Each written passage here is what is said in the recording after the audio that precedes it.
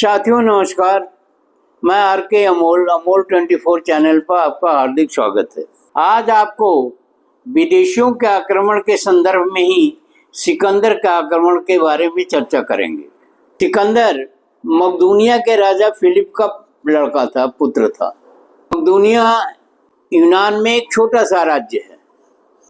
ईसा पूर्व 359 में मकदूनिया के गद्दी पर फिलिप बैठा था और वह बड़ा महत्वाकांक्षी व्यक्ति था, बहुत बहादुर भी था और उसने दुनिया को जीतने का ख्वाब देखा था। उसने एक विशाल सेना खड़ी की जिसकी उसको आवश्यकता महसूस हुई इस काम के लिए, और उसने आसपास के तमाम राज्यों को जीत लिया और जीत करके एक मकदूनिया जो छोटा सा राज्य था उसको विशाल बना दिया, बड़ा बना दिया। परंतु षड्यंत्र के तहत उसका वध कर दिया गया और वो महत्वाकांक्षा लिए ही इस दुनिया से विदा हो गया। फिर उस गद्दी पर उसका बेटा सिकंदर बैठा। सिकंदर भी अपने पिता की तरह से ही बहुत बहादुर था और बहुत ही महत्वाकांक्षी था। उसने एक बार अपने पिता से कहा था कि सारी दुनिया आप ही जीत लेंगे तो मैं क्या करूँगा। तो इतना महत्वाकांक्षी था वो, और 20 साल की उम्र में वो गद्दी पर बैठा। उसके पास अब पिता की दी हुई एक विशाल सेना थी और मकदूनिया से एक बड़ा राज्य था जो पश्चिमोत्तर इलाके में ही था। अब सिकंदर ने आगे बढ़ने की सोची और सिकंदर का भी अपने पिता की तरह से ये सपना था कि वह पूरी दुनिया विश्व विजेता बने और पूरी दुनिया को जीत करके विश्व विजेता बने, और इसके लिए वो पूरी तरह से मानसिक रूप से तैयार था। बहुत ही दिलेर, बहुत ही महत्वाकांक्षी और बहुत ही बहादुर था। ऐसी स्थिति में कुछ न कुछ तो होना ही था।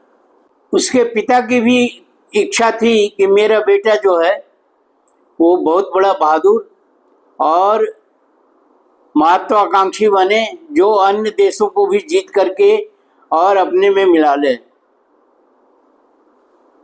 इसके लिए उसने अरस्तु को उसका शिक्षक और संरक्षक नियुक्त किया। अरस्तु की शिक्षा और संरक्षकता में सिकंदर के व्यक्तित्व में 4 चांद लग गए। अरस्तु ने उसे ऐसी शिक्षा दी कि उसकी महत्वाकांक्षा और भी जागृत रही और वह सक्रिय हो गया। अरस्तु को बता दें, अरस्तु बहुत बड़ा दार्शनिक था। ये जो जन्मांध था, दोनों आंखें उसकी नहीं थी, परंतु उसने एक महान दार्शनिक का उपाधि पाया था और था, जिसके नेतृत्व में और शिक्षा दीक्षा के कारण सिकंदर का व्यक्तित्व और भी निखर गया। सिंहासन पर बैठने के साथ ही सिकंदर को बहुत लोगों का सामना करना पड़ा, बहुत विरोधियों का सामना करना पड़ा, जो उसके पिता के विरोधी थे, इसके भी विरोधी थे और इससे लड़ाई लड़ने की तैयारी में थे। सिकंदर ने सबका सामना वीरतापूर्वक किया और सबको परास्त किया। अब सिकंदर का पूरे यूनान पर कब्जा हो गया या शासन हो गया, और यूनान पर शासन होने के साथ ही उसके अंदर अब विश्व विजय की भावना जागृत हुई और अपनी सेना, कुशल सेना को लेकर के संपूर्ण एशिया माइनर, भूमध्य सागर के प्रदेशों, फिनिशिया को रौंदता हुआ नील नदी के घाटी तक आ पहुंचा और मिस्र पर आक्रमण कर दिया और मिस्र को भी जीत लिया। वहां पर अपनी याद या अपने नाम के पहचान के लिए उसने अपने नाम के ऊपर सिकंदरिया नाम का एक शहर बसाया जो आज भी है।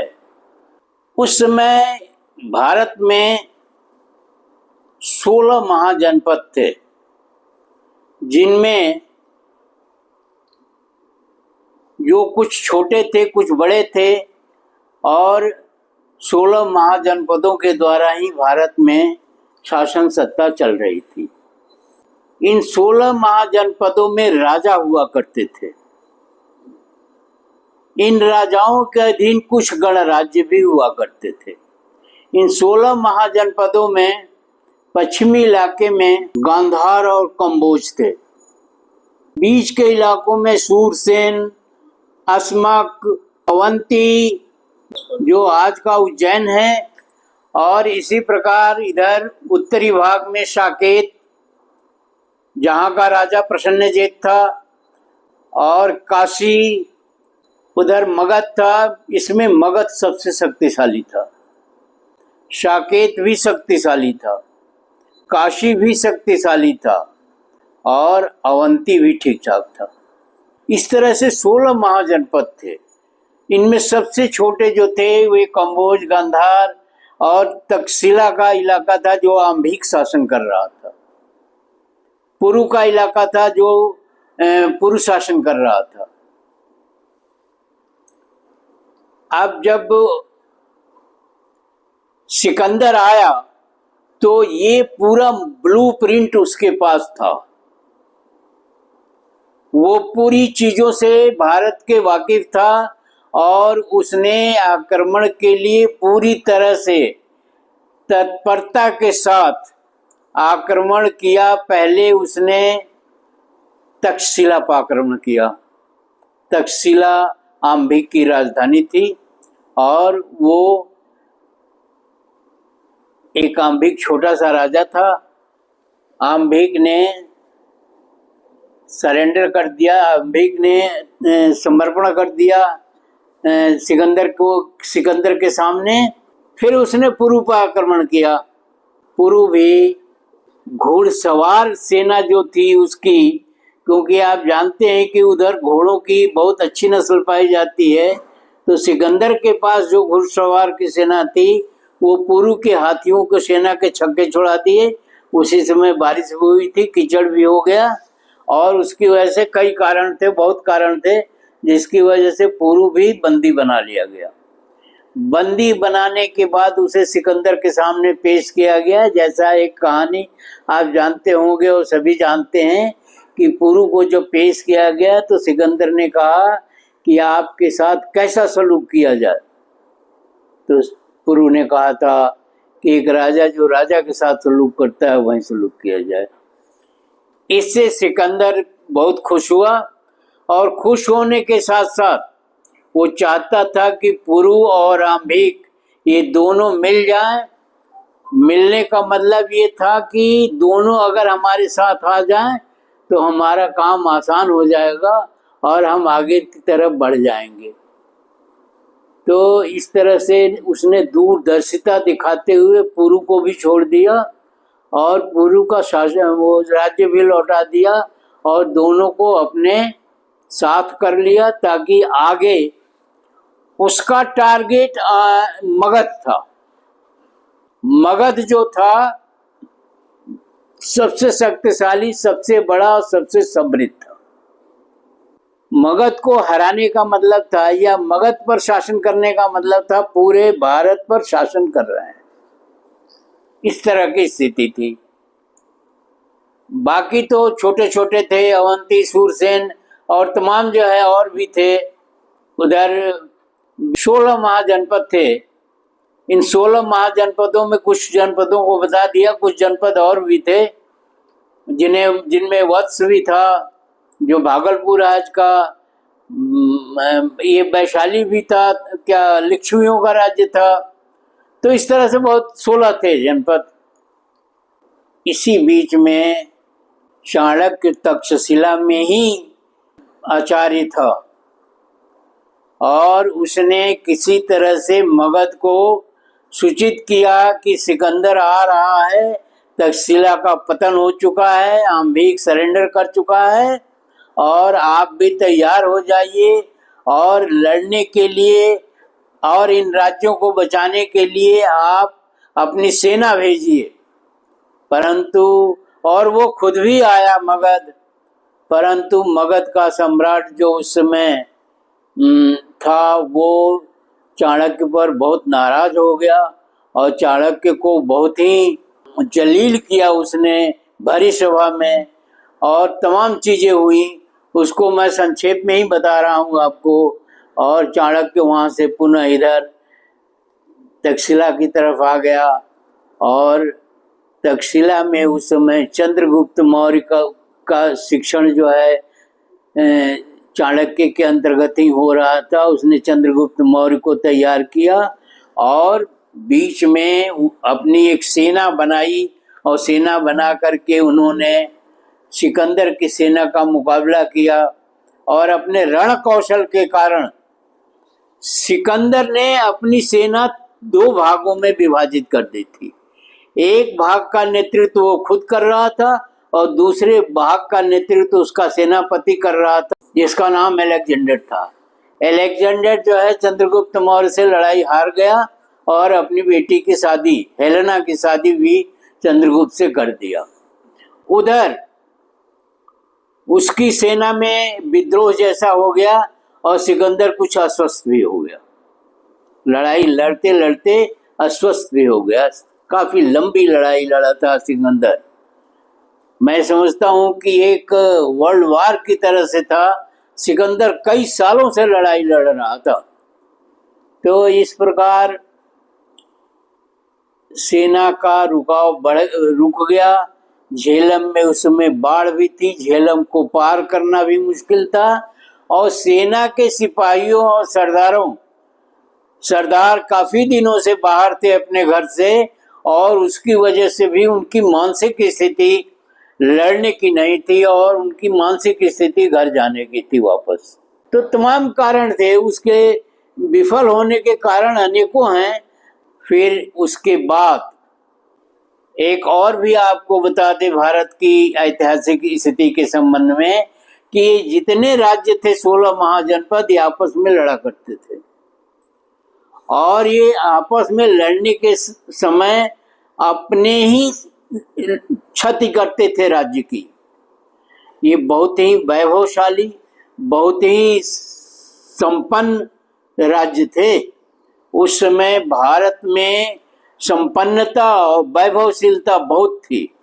आप लिच्छवियों का वैभवशीलता जानते होंगे, जहाँ 777 चैत्य थे, 777 सभागार थे, 777 तोरण द्वार थे, तमाम चीजें थी जो इसके वैभव का बखान करती है।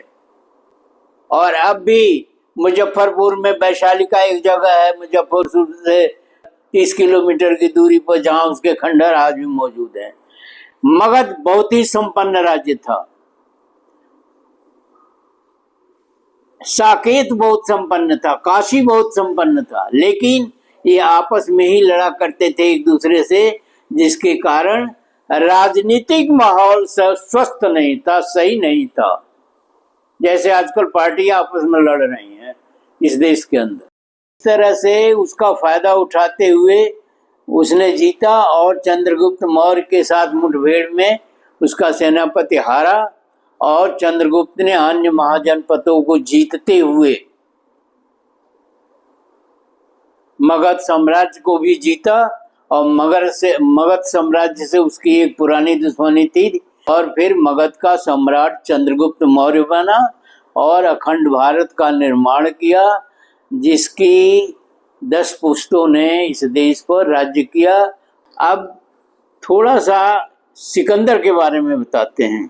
सिकंदर हिंदूकुश पर्वत के बाद खैबर दर्रे से भारत के अंदर प्रवेश किया, और काबुल में जब पहुंचा उसने तो अपनी सेना को 2 भागों में बताया, यहाँ आपको बांट दिया। एक भाग जो है दूसरी तरफ से और एक भाग दूसरी तरफ से अपना। उधर पहाड़ियों में अस्मक नाम की जात शासन करती थी, जिसको अस्मक महाजनपद कहते थे। अस्मक एक महाजनपद भी था। उनको हरा करके, वो पहाड़ी जाति थी, उनको हरा करके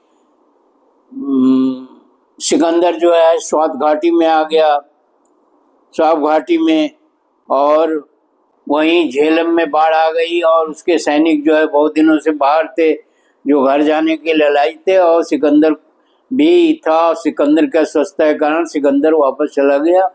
और इस प्रकार उसके बाद जो भारत की सेना का एक स्वरूप था कि वो आपस में ही लड़ा करते थे, वो खत्म होकर के एक विशाल राज्य जो है, जो आज भारत के नाम से जाना जाता है, उसका हुआ और सिकंदर का पतन हो गया। सिकंदर वापस भी चला गया और इस प्रकार सिकंदर की कहानी यहीं ख़त्म होती है और इतिहास का एक पन्ना यहीं पर बंद हो जाता है।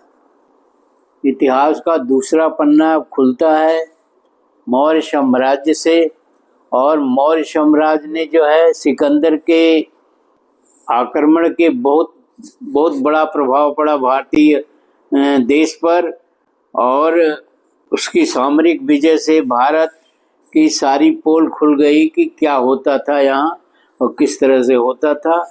तो एक समय आता है जब स्थिति जो है पता नहीं चलती है, राजा नशे में रहते हैं और राजाओं को ये रहता है कि मैं तो सारा कुछ कर लूँगा, जीत लूँगा, लेकिन ऐसा नहीं है। और आज देश भी उसी मूड में, उसी स्थिति में जा रहा है। वीडियो को ध्यान से पढ़िएगा, गलत और सही का आकलन करके हमें कमेंट बॉक्स में बताइएगा। वीडियो को लाइक और शेयर करना न भूलें तथा अगर चैनल को सब्सक्राइब न किया हो तो चैनल को सब्सक्राइब करें। धन्यवाद। जय भारत, जय संविधान।